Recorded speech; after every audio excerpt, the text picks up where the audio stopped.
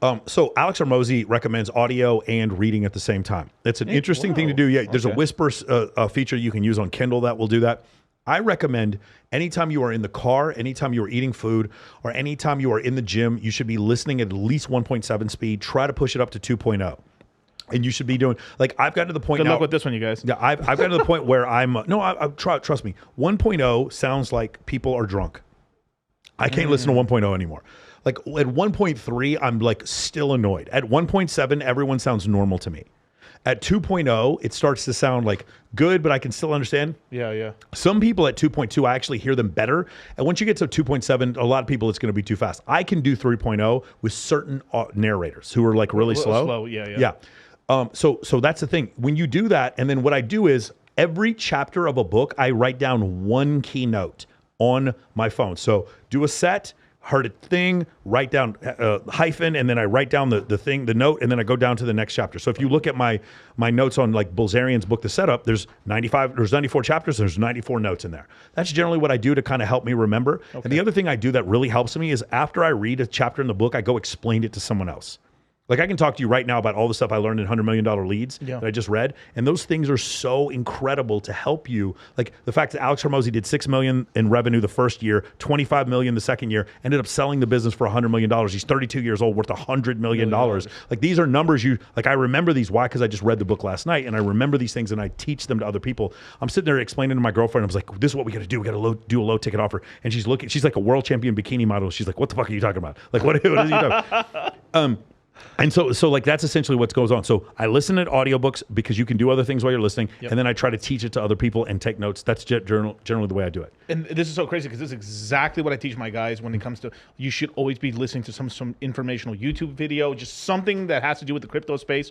Now, have you ever gotten like a burnout? Because like I've used this as like a thing. So I've taught myself eventually where I could listen to for 8 hours on one subject. Isn't it crazy?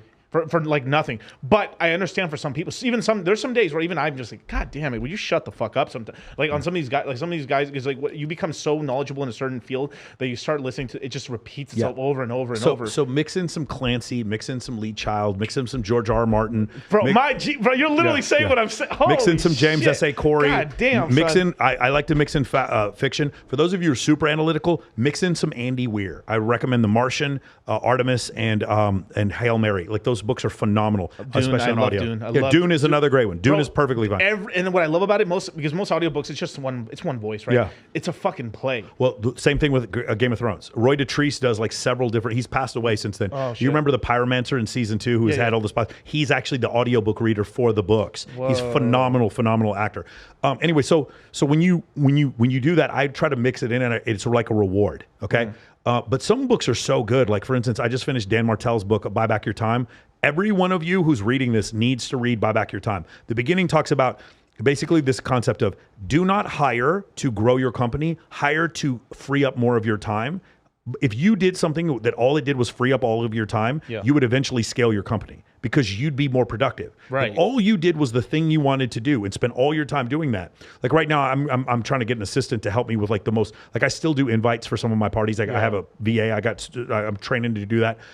Like if you can buy back all your time, now look how much more productive you get. That's how you go to 8-9 figures. That's the first thing. At the end of the book, though, he talks about the one thing, which basically he's kind of teaching the stuff that Gary Keller teaches in his book, The One Thing, which is basically if I go sales meeting, I'll have better sales meetings. But if I go sales meeting, accounting, and then I go play with my daughter and then go, play video games, because I'm switching gears so much, I actually do worse. Right. So for me, this is the 4th podcast I've done today. So I'm in a talkative mood.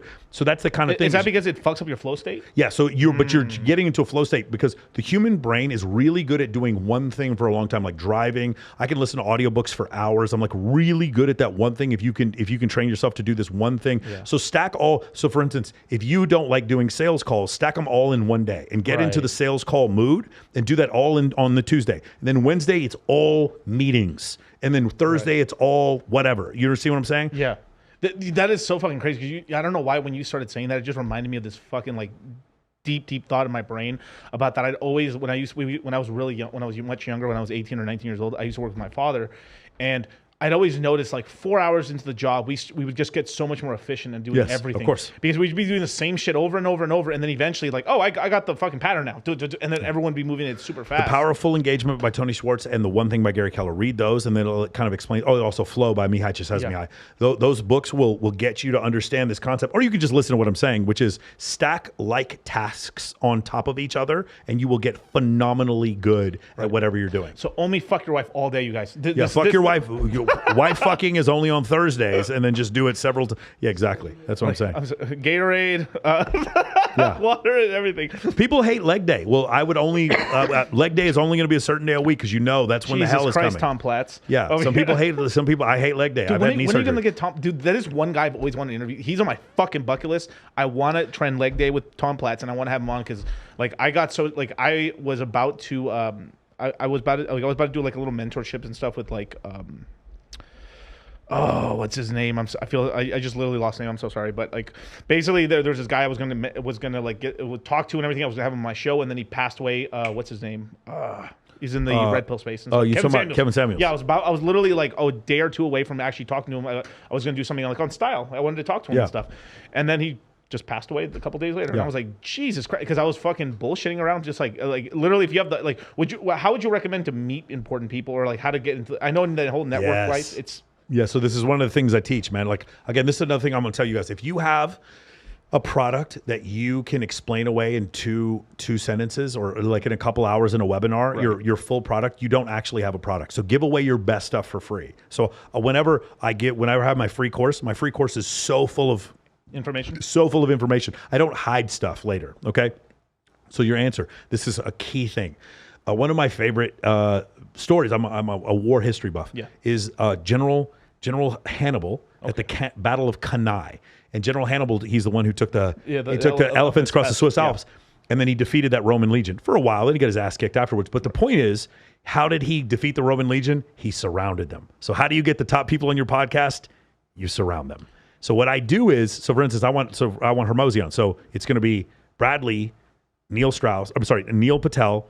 Then it's going to be Jay Cutler because he's into fitness. Right. Then I might have Ty Lopez. Then I'm going to have Kiyosaki because I know he follows all those people. And I'm going to send him a message saying these are all the people I interviewed, or I'm going to have those people message him. If he says no, he just says no. He's just like, oh, this guy only has 60,000 subs. I'm going to say no. Right. But the way that I found to get bigger and bigger guests is to surround them.